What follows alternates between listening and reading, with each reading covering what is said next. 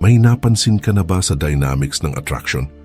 Minsan, hindi yung pinaka-sweet, pinaka-available, o pinaka-ma-effort na lalaki ang kinaka-curiousan ng babae. Kadalasan, yung lalaki na hindi niya agad maintindihan, yung hindi niya mabasa kung anong iniisip, yung hindi agad naglalatag ng lahat tungkol sa sarili niya, yung may konting mystery. At ironically, habang mas sinusubukan siyang basahin ng babae, lalo siyang nagiging interesado. Pero bakit nga ba ganon? Bakit kapag madaling basahin ng isang lalaki, mabilis din mawala ang curiosity ng babae? At bakit naman kapag medyo unpredictable at composed ang isang lalaki, mas nagiging intrigued ang babae sa kanya? Sa video na ito, pag-uusapan natin ang psychology sa likod nito. Hindi ito tungkol sa pagiging toxic o pa-mysterious lang para magpa-impress. Mas malalim pa dito. Ito ay tungkol sa human nature, attraction, at kung paano gumagana ang curiosity sa pagitan ng lalaki at babae. At kung lalaki ka, malaki ang matututunan mo dito kung paano maging mas interesting at mas intriguing na tao nang hindi nagpapanggap. Ang psychology ng curiosity. Una nating intindihin ang isang simpleng prinsipyo sa psychology. Mas nagiging interesado ang tao sa bagay na hindi pa niya lubos na iintindihan. Ito ang tinatawag na curiosity gap. Kapag may kulang na impormasyon, natural na gusto itong puna ng utak natin. Halimbawa, kapag may movie trailer kang napanood na sobrang intriguing pero hindi ipinakita ang buong kwento, anin na nangyayari. Mas gusto mo panoorin yung movie. Pero kapag napanood mo na lahat ng important scenes sa trailer, minsan nawawala na yung excitement. Ganon din sa social dynamics. Kapag ang isang lalaki ay sobrang predictable, parang nabasa na agad ng babae ang buong libro. Alam na niya agad. Ano sasabihin mo? Ano reaction mo? Ano next move mo? At kapag nangyari iyon, nawawala ang element ng discovery. Pero kapag may lalaking hindi agad naglalabas ng lahat tungkol sa sarili niya, hindi ibig sabihin naglalaro siya. Ibig sabihin lang, may depth siya. Ang lalaking hindi easy to read, may malaking difference ang mysterious sa pa-mysterious lang. Pa-mysterious, pilit.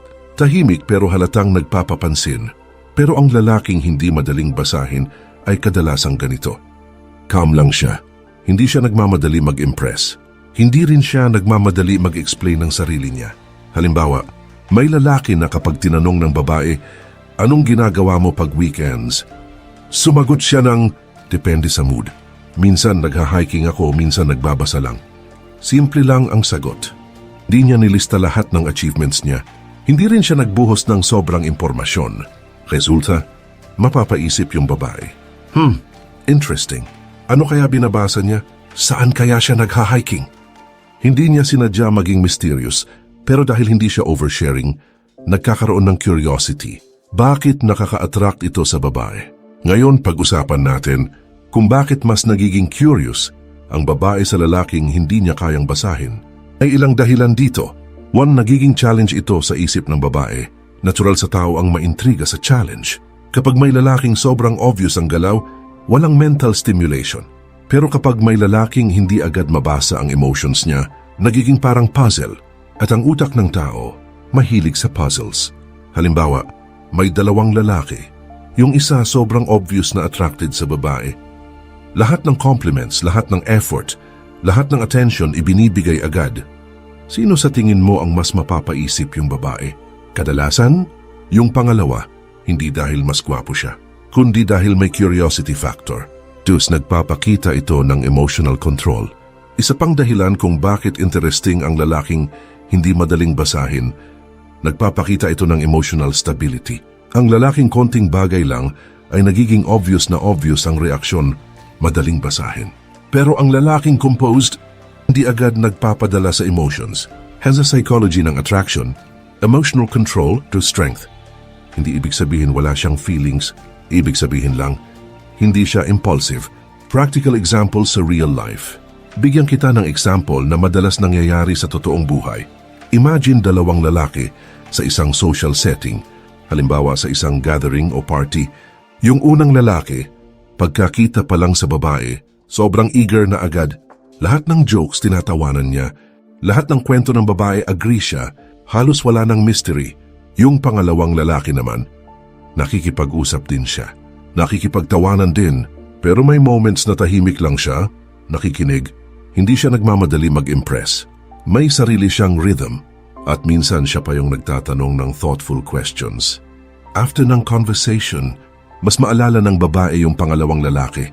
Hindi dahil siya yung pinakamadaldal, hindi dahil may depth yung presence niya, ang role ng self-respect. Isa pang factor kung bakit hindi madaling basahin ang isang lalaki. May sariling buhay siya. Hindi umiikot ang mundo niya sa pag-impress ng babae. May goals siya, may hobbies siya, may sariling direction ang buhay niya. Kaya kapag nakikipag-usap siya sa babae, hindi siya naghahanap ng validation, nakikipag-connect lang siya. At kapag naramdaman ito ng babae, automatic tumataas ang curiosity. Kasi iniisip niya, parang interesting tong taong to. Parang may sariling mundo siya at natural na gustong tuklasin ng tao ang mga ganitong klaseng personalidad. Importanteng babala, pero may importante rin tayong linawin. Ang pagiging hindi madaling basahin ay hindi ibig sabihin maglaro ng mind games, magpaka-cold, magpaka-arrogant. Hindi iyon attractive. Ang tunay na interesting na lalaki ay authentic, calm, hindi needy, hindi rin attention seeker. May balance siya ng openness at mystery. Hindi niya tinatago ang sarili niya, pero hindi rin niya binubuhos agad lahat sa unang interaction. Parang magandang libro. Hindi mo agad nalalaman ang buong story sa unang pahina. Bakit nagiging mas interesting ang hindi laging available? Isa pang dahilan kung bakit nagiging curious ang babae sa lalaking hindi niya madaling basahin ay dahil kadalasan hindi ito laging available. Hindi ibig sabihin busy siya para magpa-impress. Busy lang talaga siya sa sarili niyang buhay. May trabaho, may goals, may sariling routine, may mga bagay siyang ginagawa kahit wala ang babae. At kapag ganito ang isang lalaki, may subtle na mensahe na nararamdaman ng babae. Hindi umiikot ang mundo niya sa akin. At ironically, ito mismo ang nagiging dahilan kung bakit mas nagiging interesting siya. Halimbawa, may dalawang lalaki ulit. Yung una, halos buong araw nagme-message. Good morning, good afternoon, good evening. Ano ginagawa mo? Kumain ka na ba? Sa una, sweet. Pero pag tumagal, nagiging predictable. Yung pangalawa naman nagme-message din, pero hindi sobra. May mga araw na busy siya. May mga araw na may ginagawa siyang sarili niyang bagay. Kapag nag-uusap sila, quality yung conversation, hindi forced. Sa ganitong situation, mas napapaisip ang babae, anong ginagawa niya ngayon? Bakit parang interesting buhay niya? At dito nagsisimula ang curiosity, hindi dahil sa tactics, kundi dahil may sariling direksyon ang buhay ng lalaki. Ang power ng silence. May isa pang bagay na bihirang napag-uusapan sa attraction. Silence. Hindi lahat ng interesting na tao ay madaldal. Minsan yung mga taong hindi agad nagsasalita ang mas intriguing. Pag ang isang lalaki ay komportable sa silence, nagpapakita ito ng confidence. Hindi niya kailangang punuin ang bawat segundo ng usapan. Halimbawa, magkasama kayo sa isang kafe. Yung ibang lalaki, kapag nagkaroon ng awkward silence, nagpapanik. Kailangan may sabihin agad. Pero ang lalaking composed, okay lang sa kanya yung moment na tahimik lang. Nag-o-observe siya, nakikinig siya, relax lang siya. At minsan sa ganitong moments, napapaisip ang babae. Anong iniisip niya? Parang ang calm niya at yung calmness na yon ang nagiging intriguing. Sa Stoic philosophy, may isang simpleng prinsipyo. Hindi mo kailangang magsalita palagi para maging interesting. Minsan, yung presence mo palang sapat na. Ang mga lalaking may sariling mundo, isa sa pinaka-attractive na trait ng isang lalaki ay kapag may sarili siyang mundo. Hindi siya naghahanap ng identity sa ibang tao. May sarili siyang interests. Halimbawa, mahilig siya magbasa, mahilig siya mag-travel, mahilig siya sa fitness, mahilig siya sa learning. Kapag ganito ang isang lalaki, hindi niya kailangang mag-effort maging interesting. Interesting na siya naturally. At kapag may babae na nakakakita ng ganitong klaseng lalaki, automatic may curiosity. Iniisip niya, parang marami siyang alam.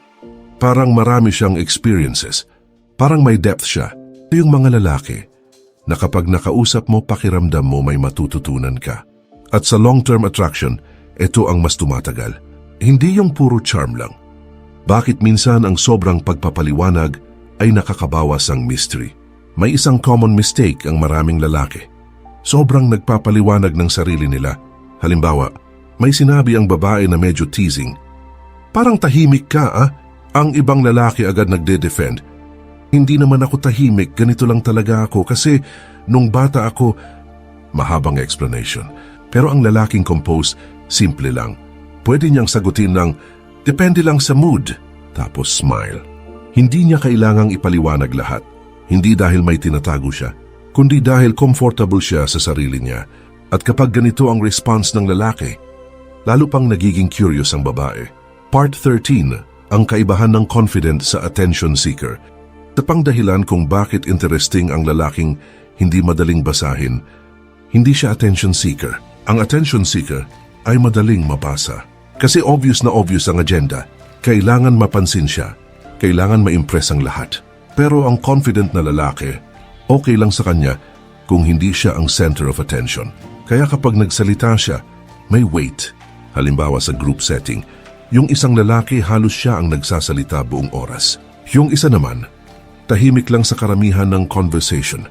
Pero kapag nagsalita siya meaningful, kadalasan, mas na-remember ng tao yung pangalawa. Hindi dahil sa dami ng sinabi, kundi dahil sa quality ng presence niya. Practical scenario na madalas mangyari. Imagine may babae nakakakilala lang ng 2 lalaki